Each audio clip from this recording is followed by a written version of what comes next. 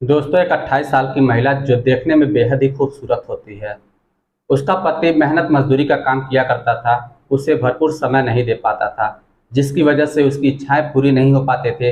तब वो अपने एक पड़ोसी से, जिसकी उम्र लगभग 20 साल थे, उस लड़के के प्यार प्रसंग में पड़ जाती है और उसी से वो प्यार करने लगती है।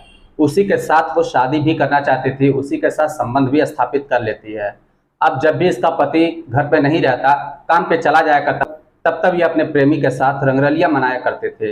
एक दिन की बात है, ये रंगरलियां मना ही रही होती है, उसी समय उसका पति घर पे वापस आ जाता है और इन दोनों को रंगे हाथों पकड़ लेता है। उसके बाद दोस्तों जो कुछ होता है, वाकई में बहुत हैरान कर देने वाला है।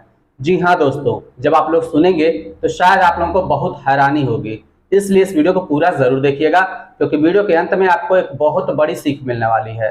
तो आइए जानते हैं पूरी घटना इस वीडियो में। लेकिन वीडियो में आगे बढ़ने से पहले बस वही छोटी सी रिक्वेस्ट, वीडियो को लाइक कर दीजिए, चैनल को भी सब्सक्राइब कर दीजिए ताकि मेरा हौसला बढ़ता रहे। दोस्तों, आज की जो सच्ची घटना मैं आपको सुनाने जा रहा हूँ वो नाला सोपारा की है, जो कि मुंबई में पड़ता है। मगर कहानी की शुरुआत जौनपुर से होती है। जौनपुर में एक परिवार होता है, जिस परिवार में 4 भाई होते हैं। चारों भाई बहुत ही मेहनती होते हैं। कोई राजगीर मिस्त्री होता है, कोई टाइल का मिस्त्री होता है, कोई किसी और चीज का मिस्त्री होता है।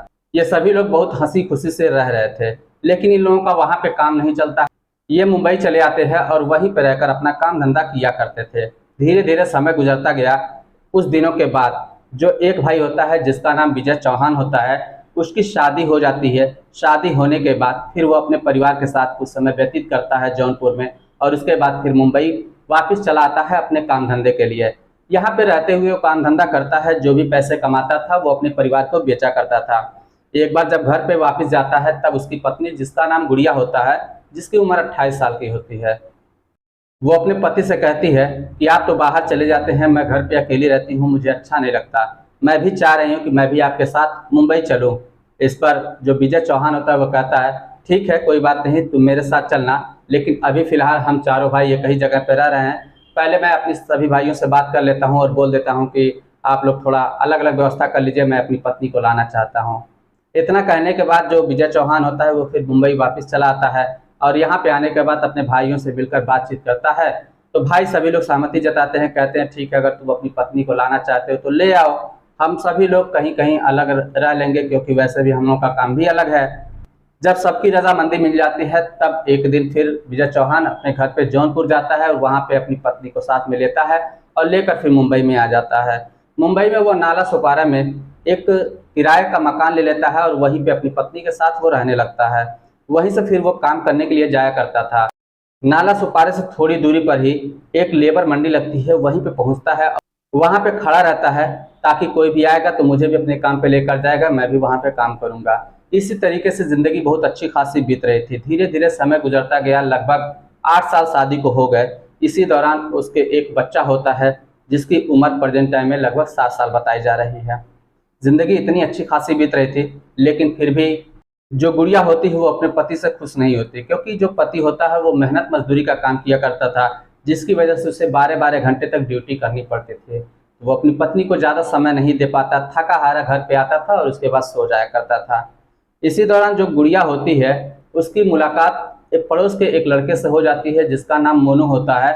मोनू बहुत ही ब्रिलियंट छात्र होता है, जो कि अच्छी खासी पढ़ाई भी कर रहा होता है और जल्द ही उसकी जॉब भी लग जाते हैं। वो उसके प्यार जाल में फंस जाती है और वो भी जो है प्यार इससे करने लगता है। दोनों एक दूसरे से दिलो जान से प्यार कर रहे थे, दोनों एक दूसरे के साथ संबंध भी स्थापित करते हैं। जब जब गुड़िया का पति नहीं रहता, तब तब जो है गुड़िया उसको बुलाती, मोनू को, और अपने घर पे या फिर कहीं पे जाती उसके साथ संबंध बनाया करते थे। इस तरीके से इन लोगों की ज़िंदगी बहुत अच्छी खासी बीत रही थी। अब गुड़िया को जो सुख मिलना चाहिए था वो मिलने लगा था, इसलिए उससे कोई ज़्यादा दिक्कत नहीं थी। कुछ समय तो बीतता गया, जिंदगी बहुत अच्छी कटे। लेकिन एक दिन की बात है, जो विजय चौहान होता है वो घर से कहता है कि एक काम करो, तुम घर पे रहना, मैं जा रहा हूँ काम की तलाश में, देखता हूँ आज मुझे काम मिलता है कि नहीं मिलता है। इतना कहने के बाद वो चला जाता है और इधर गुड़िया को मौका मिल जाता है। फिर ये अपने प्रेमी को घर पे बुलाती है और उसके साथ संबंध बनाना शुरू कर देती है। लेकिन इधर जो विजय चौहान होता है उससे काम नहीं मिलता, तो वो वापस आ जाता है। वापस आने के बाद जब वो देखता है उसकी पत्नी और एक लड़का दोनों आपत्तिजनक स्थिति में है, तो फिर वो आग बबूला हो जाता है। और उसके बाद दोस्तों वो बहुत ही डांटता फटकारता है, बहुत कुछ कह डालता है। कहता कि मैंने तुम पर भरोसा किया और तुम्हारे लिए मैं जी मर के दिन रात मेहनत करके एक एक पैसे जोड़ के कमा रहा हूँ, कर रहा हूँ, लेकिन तुमने क्या किया? तुम्हें क्या पता है कि किस तरीके से मैंने ये घर लिया हुआ है? इसके बारे में तुम्हें कुछ भी नहीं पता। मैं एक एक पैसे जोड़ के मैं तुम्हारे सपने को पूरा करना चाहता हूँ, तुम्हें खुश देखना चाहता हूँ। तुमने मेरे साथ क्या किया? अब ये बात जब गुड़िया सुनती है तो उसकी नज़रें झुक जाती है, लेकिन वो मन ही मन सोचती है अगर मेरा पति इस बात को जान गया है और लोगों को बता देगा तो फिर मेरी क्या वैल्यू रह जाएगी। इसके होते हुए मैं अपने प्रेमी से मिल भी नहीं सकती, उससे बातचीत भी नहीं कर सकते, कुछ भी नहीं हो सकता। धीरे धीरे समय गुजरता गया, लेकिन उसने दिमाग में उसी दिन खतरनाक प्लान बना लिया कि किसी न किसी दिन मैं इसको रास्ते से हटा ही दूंगी, तभी जो है मैं अपने प्रेमी के साथ मिल पाऊंगी। आखिरकार दोस्तों समय गुजरता गया और समय गुजरने के साथ ही साथ एक दिन की बात है, इस घटना को आखिरकार ये अंजाम दे ही देती है। बताया जाता है कि ये अपने पति की बहुत बेरहमी से हत्या कर देती है और उसके बाद अपने घर के अंदर ही एक गड्ढा खुदवाती है, गड्ढे के अंदर फिर इसके लाश को दफन कर देती है। लाश को दफन करने के बाद फिर ये सोचती है कि अब क्या किया जाए, क्योंकि अगर जो है मिट्टी केवल ही रहेगी तो आज नहीं तो कल बदबू आनी शुरू हो जाएगी। इससे अच्छा कुछ ऐसा काम किया जाए जिससे किसी को कुछ खबर ना हो। फिर वो सोचती है कि कमरे में टाइल लगा हुआ है, टाइल ही ना हो तो लगवा देती हूँ। अब जब टाइल की बात आती है फिर सोचती है कि इस मिस्त्री को बुलाया जाए, कौन आएगा, 2-3 टाइल लगेगी और 2-3 टाइल लगाने में कौन मिस्त्री मेरे लिए खड़ा होगा। तब जो इसी का भाई होता है, जो विजय चौहान का भाई होता है, उसके पास गुड़िया फ़ोन करती है और कहती है कि भैया आप कहाँ पे हैं। तब जो विजय चौहान का भाई, जिसका नाम अजय चौहान है, वो कहता है कि ऐसा है, मैं मंडी में आया हूँ और सोच रहा हूँ हो सकता है कहीं काम मिल जाए, फिर काम करने चला जाऊँगा। लेकिन संजोग की बात होती है उस दिन उसे काम भी नहीं मिलता। तो वो कहता फिर फ़ोन करता है, कहता है कि हाँ बताओ क्या बात है, किस लिए तुमने मुझे फ़ोन किया था। तब गुड़िया कहती है कि मेरे वहाँ पाइपलाइन लीक हुई है और यहीं पे जो है मैं चाह रही थी कि 2-3 टाइल लगेगी, इससे ना हो तो आप लगा देते।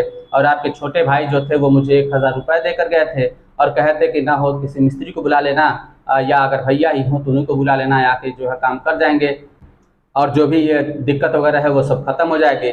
अब इतनी बात जो अजय चौहान सुनता है, कहता चलो कोई बात नहीं, आज मुझे काम भी नहीं मिला है, ना हो तो मैं अपने छोटे भाई की जाके जो है उसका फर्श सही कर देता हूँ। उसके बाद जो अजय चौहान होता है वो फिर अपने छोटे भाई के घर पे आता है और यहाँ पे आने के बाद वो देखता है कि कुछ जो है 3-4 टाइल लगभग मिस्टेक है। तो कहता है 3-4 टाइल है और इसमें ज़्यादा समय लगेगा नहीं, एक काम करो ठीक है, जो तुम मुझे पैसे दो, मैं बाजार जाता हूँ और जाके टाइल लेकर आता हूँ। वो बाजार जाता है और टाइल लेकर आता है। टाइल लाने के बाद फिर वहाँ पे लगा देता है। चूँकि काम ज़्यादा नहीं था इसलिए वो काम अकेला ही कर रहा था। जब 1-1.5 घंटे के बाद काम पूरा हो जाता है तब वो जो है अपनी बहुरानी से कहता है कि ऐसा करो और जो है अब ये हो गया है, लेकिन इस पर कुछ वजन मत करना, थोड़ा समय ये सूख जाएगा तो ठीक ठाक हो जाएगा, कोई दिक्कत नहीं है। इतना कहने के बाद वो वापस चला जाता है। जब अजय चौहान फिर वापस चला जाता है तो अजय चौहान का भी एक छोटा भाई होता है जिसका नाम अखिलेश चौहान होता है। अखिलेश चौहान को घर लेना था और उसने अपने विजय भैया जो थे, यानी जो विजय चौहान थे, उससे बात किया था कि भैया हो तो मुझे भी घर लेना था और अगर आपके पास कुछ पैसे हो तो आप भी मेरी मदद कर दीजिएगा। अखिलेश चौहान विजय चौहान को फ़ोन करता है तो विजय चौहान का जो फ़ोन था वो लगता ही नहीं है, बहुत परेशान हो जाता है। वो सोचता है कि भैया का मोबाइल कभी स्विच ऑफ नहीं होता, लेकिन आज मोबाइल स्विच ऑफ है। उसके बाद वो अपनी भाभी यानी गुड़िया को फ़ोन करता है। तो गुड़िया जब फ़ोन उठाती है तो कहती है कि ऐसा है, तुम्हारे भैया जो हैं उनको कुछ ज़रूरी काम था, वो फिर जो है यहाँ पे चले गए हैं। एक एरिया का नाम बताती है और कहती है कि यहाँ पे उनको जो है अच्छा काम मिला हो, वो वहीं पे काम कर रहे हैं, वहाँ से जब आएंगे मैं उनसे बात करा दूँगी। और मैंने भी उनको फ़ोन लगाया लेकिन उनका फ़ोन नहीं लगा। एक दिन बीता, दूसरे दिन भी यही हाल रहा। दूसरे दिन फिर जो है अखिलेश फ़ोन करता है अपनी भाभी को, गुड़िया इधर फ़ोन उठाती है। फिर गुड़िया बहाना करती है कि आज यहाँ पे गए हैं, कल वहाँ पे चले गए। मतलब ये तरह तरह से एक एक इलाका बताया करते थे कि यहाँ पे चला गया, वहाँ पे चला गया, लेकिन कुछ भी क्लियर नहीं हो पाता। तब जो है अखिलेश को थोड़ा संदेह होता है कि मेरी भाभी कहीं ऐसा तो नहीं घुमा रही, आखिर क्या मैटर है। और जब 10वां दिन होता है तो पता चलता है कि जब गुड़िया का भी फ़ोन लगाया जाता है तो गुड़िया का भी फ़ोन नहीं लगता। अब थोड़ा संदेह अखिलेश को और ज़्यादा हो जाता है। वो फिर अजय को फ़ोन करता है और कहता है कि भैया पता नहीं क्या बात है, मुझे कुछ समझ नहीं आ रहा है, मेरा दिल बहुत ज़्यादा घबरा रहा है। और जो विजय भैया थे उनको मैं बार बार फ़ोन कर रहा हूँ, उनका भी नंबर स्विच ऑफ आ रहा है। और इस समय फिर मैं भाभी का जब बात कर रहा था तो इस समय भाभी का नंबर भी स्विच ऑफ आ रहा है। कुछ पता नहीं चल पा रहा है क्या बात है, ना हो तो चल के देखा जाए। तो जो अजय होता है और अखिलेश होता है, ये दोनों भाई मिलकर फिर विजय के घर पे पहुंचते हैं। तो क्या देखते हैं कि घर पे ताला लगा हुआ है। अब सोचते हैं यार बात क्या हो गई, अभी तो मैंने 3-4 दिन पहले यहाँ पे आया था और टाइल वगैरह लगाया था। फिर वो आस पड़ोस के लोगों से पूछना शुरू करते हैं, लेकिन कुछ खास नहीं पता चल पाता। तो उसी के सामने एक दुकान होती है। उस दुकान से जब पूछा जाता है तो दुकानदार कहता है कि ऐसा है, आपके भैया को मैंने तो नहीं देखा, लेकिन हाँ आपकी भाभी को 2-4 दिन पहले मैंने देखा है। तब उस दुकान वाले से पूछा जाता कि कब से नहीं देखा, तो दुकान वाला बोलता है लगभग 8-10 दिन हो गए, मैंने आपके भैया को देखा ही नहीं। अब थोड़ा सा संदेह अजय को और ज़्यादा हो जाता है। वो सोचता है कि जब इन्होंने 8-10 दिन पहले से नहीं देखा तो फिर कैसे ये जो है उसकी बीवी थी और मुझसे ये कह रही थी कि आपके भैया आज ही कह के गए हैं कि यहाँ पे टाइल जो है खराब हो चुका है, जो पाइपलाइन है वो गड़बड़ हो चुका है, रिसाव बन रहा है जिससे बदबू आ रही है, और यहाँ पे टाइल वगैरह लगवा लेना और पैसे भी दे के गए हैं। संदेह जब ज्यादा बढ़ता है तब जब इस बात को जो है दुकान वाले से कहा जाता है तो आस पड़ोस के लोग भी सुन रहे होते हैं। वो लोग कहते हैं क्या कहते हैं भैया, यहाँ पे कोई जो है पाइपलाइन है ही नहीं, और ये तो बात बिल्कुल गलत है। अब जो दोनों भाई होते हैं उनका शक संदेह और ज्यादा बढ़ जाता है। तब दोनों लोग दरवाजे को जो ताला लगा होता है उसको तोड़ते हैं और तोड़ के अंदर खंगालने की कोशिश करते हैं।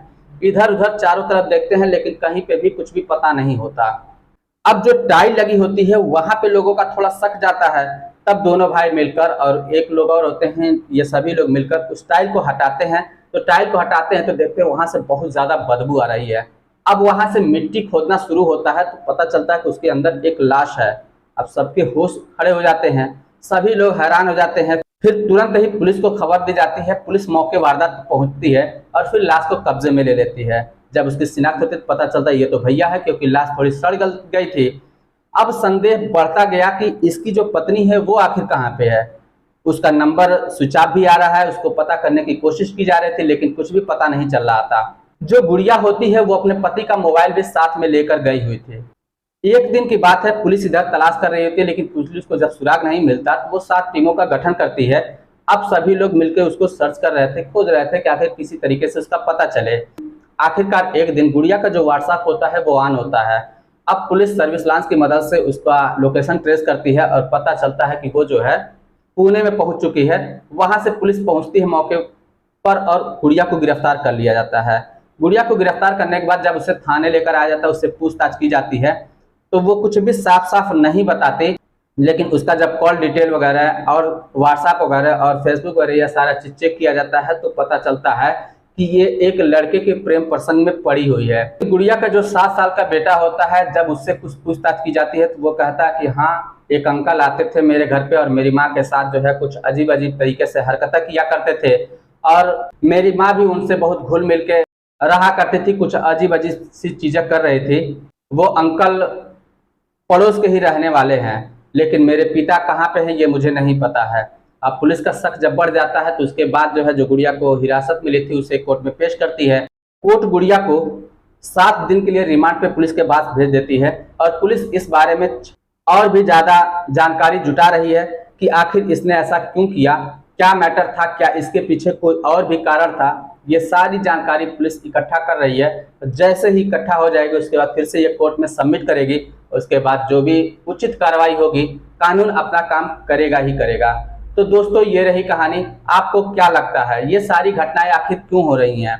मेरा ये मानना है कि अगर ऐसी औरतों को सख्त से सख्त सजा दी जाए या फांसी ही दी जाए तो शायद ऐसी घटनाएं होनी कम हो जाएंगी। आप लोगों को क्या लगता है? आपकी जो भी राय हो आप हमें कमेंट बॉक्स में लिखकर जरूर बताइएगा। चलिए फिर मिलते हैं नेक्स्ट वीडियो में, तब तक के लिए जय हिंद।